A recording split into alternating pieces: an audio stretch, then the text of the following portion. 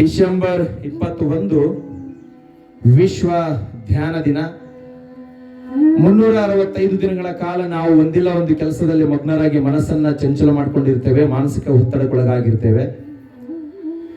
ಈ ಡಿಸೆಂಬರ್ 21 ದಿನ ಮಾತ್ರ ಮನಸ್ಸನ್ನ ಬೆಳಗಿನ ಅವಧಿವರೆಗೆ ಒಂದು 10 ನಿಮಿಷಗಳ ಕಾಲ, ಅದು ಕಚೇರಿಯಲ್ಲಿರಲಿ, ಶಾಲೆಯಲ್ಲಿರಲಿ, ಜರ್ನಿ ಮಾಡ್ತಾ ಇರಲಿ, ಎಲ್ಲೇ ಇದ್ರೂ ಕೂಡ ಈ ರೀತಿ ಸುಖಾಸನ, ವಜ್ರಾಸನ, ಪದ್ಮಾಸನ, ಅರ್ಧ ಪದ್ಮಾಸನ, ನಿಮಗೆ ಏನು ಇಷ್ಟ ಆಗುತ್ತೋ ಆ ಆಸನದಲ್ಲಿ ಕುಳಿತುಕೊಂಡು ಮೌನವಾಗಿ ಮನಸ್ಸನ್ನ ಕೇಂದ್ರೀಕರಣ ಮಾಡಿಕೊಂಡು 10 ರಿಂದ 15 ನಿಮಿಷ ಧ್ಯಾನವನ್ನ ಮಾಡಿದ್ರೆ ಆ ಒಟ್ಟು ದಿನದ ಎಲ್ಲಾ ಸಮಯದಲ್ಲಿ ಕೂಡ ಮನಸ್ಸು ಬಹಳ ಪ್ರಶಾಂತವಾಗಿರುತ್ತೆ. ಇವತ್ತಿನ ದಿನಮಾನದಲ್ಲಿ ಪ್ರತಿಯೊಂದು ರೋಗಗಳಿಗೆ ಮೂಲ ಕಾರಣ ಮಾನಸಿಕ ಒತ್ತಡ. ಮಾನಸಿಕ ಒತ್ತಡದಿಂದ ನಾವು ಮೊದಲನೇದಾಗಿ ಗ್ಯಾಸ್ಟ್ರಿಕ್ ಒಳಗಾಗ್ತಾ ಇದ್ದೇವೆ. ಗ್ಯಾಸ್ಟ್ರಿಕ್ ನಿಂದ ನಮಗೆ ಎದೆನೂ ಕಾಣಿಸ್ಕೊಳ್ತದೆ, ಬೆನ್ನು ಕಾಣಿಸ್ಕೊಳ್ತದೆ, ಊಟ ಸೇರೋದಿಲ್ಲ, ನಿಶಕ್ತಿತನ ಬರ್ತದೆ. ಆ ಒಂದು ಸಂದರ್ಭದಲ್ಲಿ ನಮಗೆ ಅತಿ ಹೆಚ್ಚು ರೋಗ ನಿರೋಧಕ ಶಕ್ತಿ ಕಡಿಮೆ ಆಗಿ ರೋಗಗಳ ಗೂಡಾಗಿ ದೇಹ ಪರಿವರ್ತನೆಗೊಳ್ಳುತ್ತದೆ. ಅವಾಗಿ ಧ್ಯಾನ, ಪ್ರಾಣಾಯಾಮ, ಯೋಗಾಸನಗಳು ಹೆಚ್ಚು ಹೆಚ್ಚು ನಿಮ್ಮ ಮನಸ್ಸನ್ನ, ದೇಹವನ್ನ, ಭಾವನೆಯನ್ನ ಬದಲಾಯಿಸಲಿಕ್ಕೆ ಸಹಾಯಕಾರಿ ಆಗ್ತಾ ಬರ್ತವೆ.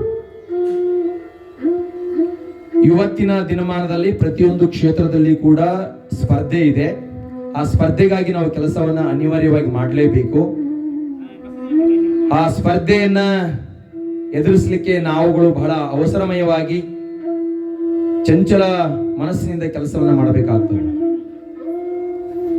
ಆ ಹಿನ್ನೆಲೆಯಲ್ಲಿ ಇವತ್ತು ವಿಶೇಷವಾಗಿ ಈ ವರ್ಷದಿಂದ ಡಿಸೆಂಬರ್ 21, 2024ರಿಂದ ಪ್ರತಿ ವರ್ಷವೂ ಕೂಡ ಡಿಸೆಂಬರ್ 21 ವಿಶ್ವ ಧ್ಯಾನ ದಿನ, ದಿ ವರ್ಲ್ಡ್ ಮೆಡಿಟೇಷನ್ ಡೇ.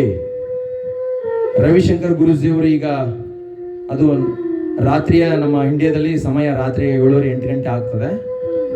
ಆ ಮೆಡಿಟೇಷನ್ ಭಾಷಣ ಕೇಳಿ. The world meditation divine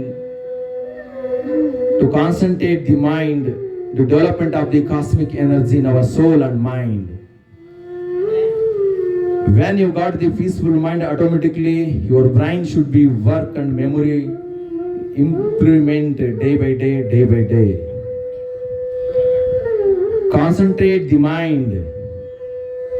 When you go to the meditating posture, only for inhalation and exhalation, only your mind concentration should be inhale and exhale. Slowly breathe in, breathe out. To concentrate your mind, hold it inside of your soul. That is called meditation. Vishranti,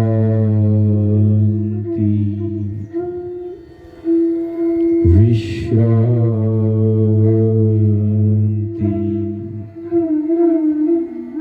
ಮಾನಸಿಕ ನೆಮ್ಮದಿಗಾಗಿ ಧ್ಯಾನ, ಮನುಷ್ಯ ಕುಲವನ್ನ ಪ್ರಜ್ಞಾವಂತರನ್ನಾಗಿ ಮಾಡಲಿಕ್ಕೆ ಧ್ಯಾನ,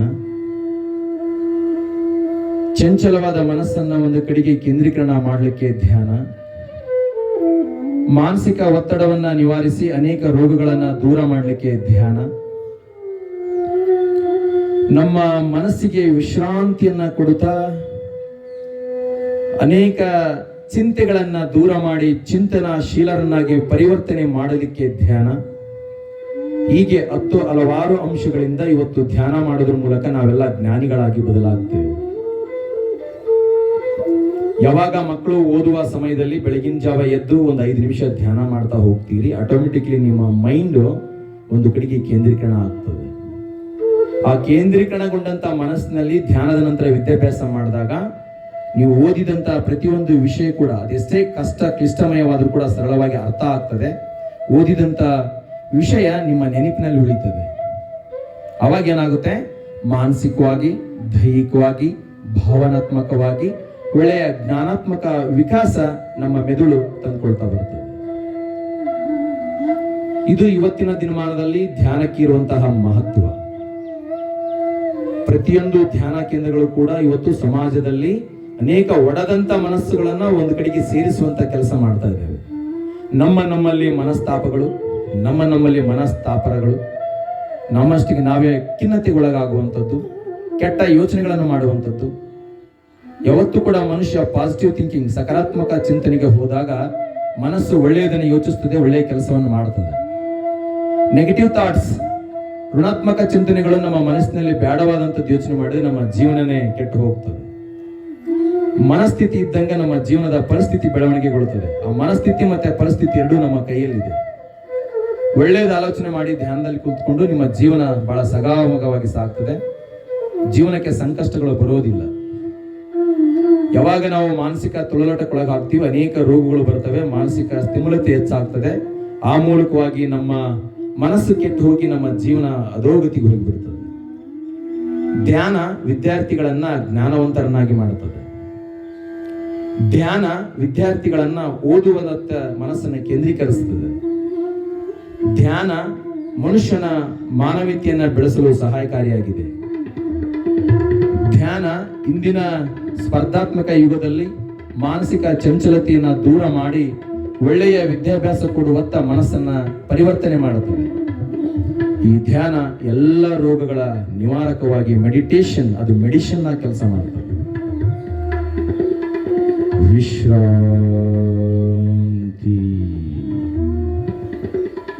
relax your body and mind. ಈ ರೀತಿಯಲ್ಲಿ ಮನಸ್ಸನ್ನ ಕೇಂದ್ರೀಕರಿಸಿಕೊಂಡಾಗ ಹರಿದಾಡುವಂತಹ ಮನಸ್ಸು ಒಂದು ಕಡೆಗೆ ಕೇಂದ್ರೀಕರಣ ಆಗಿ ಪ್ರಶಾಂತ ಮನಸ್ಸು ನಮ್ಮದಾಗ್ತದೆ. ಇದು ನಿತ್ಯವೂ ಕೂಡ ಯಾರು ತಮ್ಮನ್ನು ತಾವು ತೊಡಗಿಸಿಕೊಂಡು ಅಭ್ಯಾಸ ಮಾಡ್ತಾ ಹೋಗ್ತೀರಿ, ನಿಮ್ಮ ಜೀವನದುದ್ದಕ್ಕೂ ಹಸನ್ಮುಖಿಗಳಾಗಿ ನಗನಾಗುತ್ತಾ ಇರ್ತೀರಿ. ಯಾವತ್ತು ಮನಸ್ಸಿಗೆ ದುಃಖ, ದುಮಾನ, ಬೇಡವಾದಂಥ ಯೋಚನೆಗಳು ಬರೋದಿಲ್ಲ. ಎಂತೆ ಕ್ಲಿಷ್ಟಮಯ ಸಮಸ್ಯೆ ಜೀವನಕ್ಕೆ ಬಂದರೂ ಕೂಡ ಬಹಳ ಸರಳವಾಗಿ ಅವುಗಳನ್ನು ನೀವು ಪರಿಹರಿಸಿಕೊಳ್ಳಿಕ್ಕೆ ಈ ಒಂದು ಧ್ಯಾನ ನಮಗೆ ಸಹಾಯಕಾರಿ ಆಗ್ತಾ ಬರುತ್ತದೆ.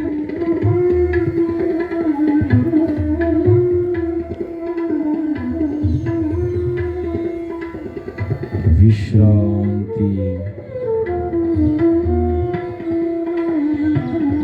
ನಿಮ್ಮ ಧ್ಯಾನದ ಮನಸ್ಸು ನಿತ್ಯವೂ ಕೂಡ ಒಳ್ಳೆಯ ರೀತಿಯಿಂದ ಆರೋಗ್ಯವನ್ನು ಪಡೆದುಕೊಳ್ಳಿ ಅಂತ ಹೇಳ್ತಾ ಮುಂದಿನ ಹಂತದಲ್ಲಿ ಈಗ ಪ್ರಾಣಾಯಾಮಗಳನ್ನು ಅಭ್ಯಾಸ ಮಾಡೋಣ.